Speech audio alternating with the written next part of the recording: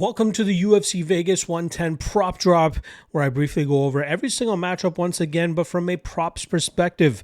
That's giving you guys insights on how I think the winner will end up getting the job done, or if you're looking for a hedge opportunity, I'm helping you figure out which props will be best to pick the other side if you find yourself too overexposed on a one fighter.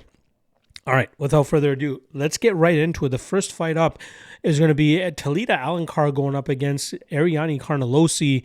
I think a lot of people are high on Alencar because of the 12 to 13 minutes of control time she had against Vanessa Demopoulos last time, but I think Carnelossi can make it harder for Alencar to secure those takedowns, especially in the second and third rounds, and that's where we'll see Carnelossi start to pick it up with her speed, her power, and then her striking advantage. I think that could eventually lead to a Carnelossi TKO as Alencar struggles to get this to the ground, and you can get Carnelossi by knockout at plus 650. If Carnelossi can't get the finish but still lands more damage, you can get her to win by decision at plus 420. For Alencar, I think it looks like her grappling a ton. And, although she is a high-level BJJ specialist, I don't think she's as dangerous of a submission specialist at this rate. So I think if she wins this fight, it probably comes on the scorecards, which you can get at plus 105. And in case she is able to find a way to get the back of Carnelossi, you can get Alencar to win by submission at plus 460. All right, next up, we got Phil Rowe going up against Seokhyun Ko. I like Ko, obviously big underdog last time around, plus 390 against Oban Elliott. Now comes in as a pretty solid favorite here against Phil Rowe, and I think for good reason. I think his ability to crash the pocket, stay in Rowe's space, and create some havoc there could allow him to really dictate the pace of this fight, whether it's with punches or takedowns. I think he ends up winning on the scorecards, which you can get at plus 160. In case one of his big shots actually lands on Rowe and crumbles him, you can get that KO prop at plus 340. On the flip side, I think Rowe's only way of winning this fight is actually inside the distance. You can get that line at plus 310. Either that's him sniping Ko from distance or getting that club and sub. As we know, he's obviously been working on his submission game. Our next up, we got Elise Ardelean going up against Montserrat Ruiz. Ardelean should win this fight. I expect this to go to the scorecards. Obviously, that's coming in at minus 205. Ardelean by decision, minus 110. Again, a lot of that has to do with her ability to just mix it up in the pocket and keep her foot on the gas. Ruiz, if she's able to get that head and arm throw and get some decent spots off like she did against Cheyenne Vlismas, you can get her to win by decision at plus 500. And kind of a conspiracy theory one, or like a, not conspiracy theory, but just a tinfoil hat type of approach here. If Ruiz is able to get that head and arm throw and Ardelean can find her way out of it, you can get her to win by KO at plus 1700. If she's able to get that scarf hold position and just land shots repeatedly, maybe she's able to get a stoppage that way. But again, there's a reason it's plus 1700. All right, next up, we got Norma Dumont going up against Ketlen Vieira. I think Dumont is just better everywhere at this stage of her career. She's on a 5-fight winning streak, has very much improved her striking game, but also has the ability to smother opponents in the clinch or take them to the ground, and I think she can do it effectively here against Vieira, and you can get Dumont to win by decision at plus 105. On the flip side, if Vieira wins, again, she hasn't really showed much knockout power, even though she is primarily a striker, but she does good enough damage in the striking realm with her combinations, and if she wins, probably comes by decision at plus 210. All right. Next up, we got Dante Johnson going up against Cedricus Dumas. You guys already know it. I've already caught a ton of flack for it in terms of taking Dumas here. But again, the out-of-cage perception of him has hindered people's perception of him inside the cage and kind of just overlook the fact that he has 3 UFC wins already, whereas Johnson is still, just coming into his UFC debut. I think Dumas can survive the early onslaught and eventually get to his grappling, where I think he can find a submission, which you can get at plus 1200. If he does end up just avoiding the knockout power of Johnson and picking away at him with the better kicking game, you can get him to win by decision at plus 1100. And then I think, again, Johnson minus 350 is just utter ridiculousness. Round 1 KO for Johnson at plus 120 would make him look minus 350. So I think that would be the better way of approaching this fight if you want to take the UFC newcomer. Our next up, we got Timmy Cuamba going up against Chang Ho Lee. I think Lee will dictate the pace from jump. I think he'll push a fast pace. I think he'll stay in the face of Cuamba, mix in takedowns, mix in the clinch, throw a lot of power punches, and I think that leads to him winning this fight on the scorecards, which you can get at plus 260. In case he does clip Cuamba and actually put him away that way, you can get him by knockout at plus 360 as well. I think grappling will be competitive, so I'd be kind of surprised if Lee ends up submitting him, which is why I'm leaving that prop out of it. But if Cuamba does win, maybe he is able to counter Lee's aggression, land better shots, showcase good takedown defense, maybe land a takedown of his own, and he could win this fight, which would be on the scorecards, which you can get at plus 165. All right, next up, we got Billy Elekana going up against Kevin Christian. I think no matter who ends up winning here, it probably comes by knockout. I'm going to lean Elekana here by knockout at plus 160. I'm sure Christian, once he gets hit a few times, will want to get this into the grappling realm and try to showcase his BJJ, but I just don't think he'll be up to snuff. I think for him to win, he's going to have to utilize his lanky frame and come up with an unorthodox shot to catch Elekana and win this fight by knockout, which you can get at plus 750. All right, next up, we got a flyweight matchup here between Nascimento and Cody Durden. I'm expecting no matter who ends up winning this fight for it to happen under 2.5 rounds, which you can get at minus 110. I think it's going to be Nascimento by submission, which you can get at plus 150. If he does manage to get those dominant positions but not finish Durden, you can get Nascimento by decision at plus 210. And then on the flip side for Durden, I think the only way for him to win this fight is to land a big shot and knock Nascimento out, which you can get at plus 700. But again, that'll be a tough task considering Nascimento has never been finished in his career thus far. All right. Chaotic matchup up next. I can't wait here as we have Daniel Frunza going up against Charles Radtke. I think Frunza should be the slight favorite, but I get it. You know, seeing how he was whooped on by Reese McKee last time around, I think we'll see him actually pull off the upset, and I think he'll do it emphatically with a knockout of his own, which you can get at plus 260.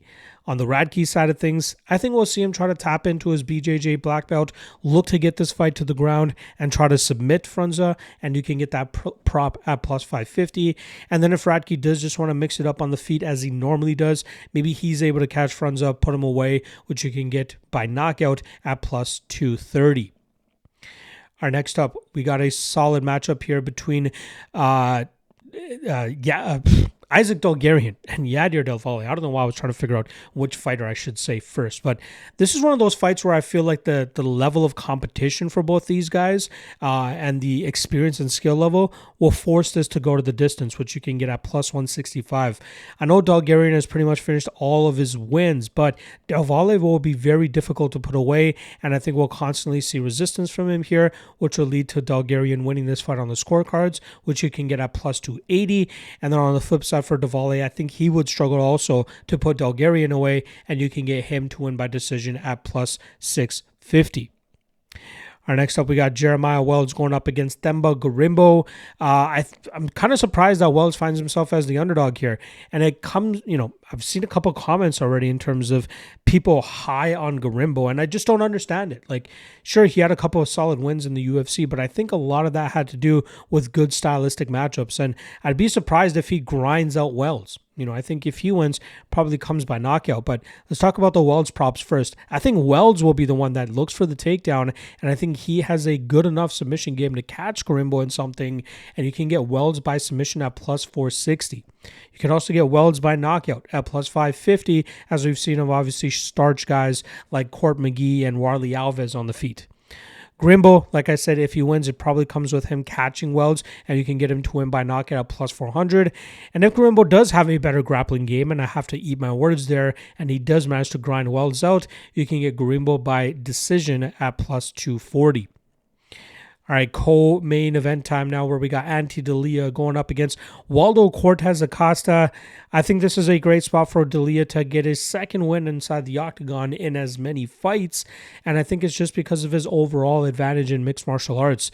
I think his ability to mix it up in the striking, to mask his takedowns and clinch game behind it, will cause Waldo Cortes-Acosta a ton of issues. That should lead to Delija winning this fight on the scorecards at plus 320, or if one of those big shots ends up landing and crumbling Cortes-Acosta, you can get him to win by knockout at plus 250. For the flip side here, I think if Cortes-Acosta wins, it's probably his usual classic style of utilizing his jab and straight down the pipe and sticking and moving as much as possible. And you can get Cortes-Acosta by decision at plus 250. If he does end up clipping Delija and putting him away that way, you can get him to win by knockout at plus 400. All right. Main event now, which it's hard for me to plant a flag on either side here with Steve Garcia and David Onama. I am leaning ever so slightly to the Onama side of things. You can get him to win inside the distance at plus 145. If you want to get more specific about it, maybe it's him clipping Garcia first with his speed and power, and you can get that knockout prop at plus 220. But if Onama does bring a grapple-heavy approach, we know he has an underrated submission game, and you can get his submission prop at plus 850. But I like that plus 145 inside the distance just in case. His money line is not too far off either, so maybe just taking that instead would be the better way to go about it. But again, we're talking props here. For the Garcia side of things, him by knockout plus 105 seems to be the obvious outcome. But if he's, if Onama's there and can eat the best shots of Garcia, maybe this looks like the Cater fight for Garcia where he just lands better shots, wins this fight on the scorecards, which you can get at plus 1,000, but this is 5 rounds. I'd be surprised if neither guy can find a finish within those 25 minutes. All right, let's go over the top 3 props and long shot that I got for you guys here. We did go 2-1 last week with our top 3 prop bets. We had Wood by decision at plus 260, and we had Mackenzie Dern by decision at plus 260. So we cashed both of those there. We did come up short on the Jailton Almeida by sub at plus 160. Not as good as I thought he was. So harsh lesson I learned that night, especially with how much I was invested in him. And then the long shot, we had Jun Young Park round 3 plus 2,200. Again, hats off to Aliskerov showcasing a better gas tank than I expected him to, and especially getting that back position late that he did so that he could grind out the rest of that round. So we have to rip up our long shot there.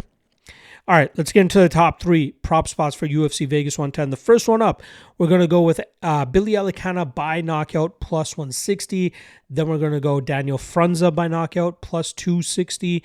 Then we'll go Jeremiah Wells by submission plus 460.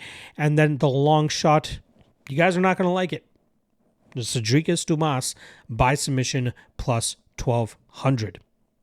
All right, there you guys go. Prop drop for UFC Vegas 110, which means that is the last of the breakdowns and last of the content I'll be doing for you this weekend's UFC card. Reminder, I am starting up my Fight Day live chat once again. It's for members only on YouTube. You guys can hit that join button right under the video here, or just check out the members only section, and I will see you guys 1 p.m. Eastern to 2 p.m. Eastern tomorrow, aka Saturday, and we can talk anything about the fights, any last minute stuff, anything that have changed during the week. We can discuss it before the fights kick off. So hope to see most of you guys then. Otherwise, good luck on all your action. Go Jays. Hopefully we're World Series champions the next time you guys see me. Otherwise, I'll see you guys on Sunday or Monday to break down UFC Vegas 111. I'll see you guys then. Peace.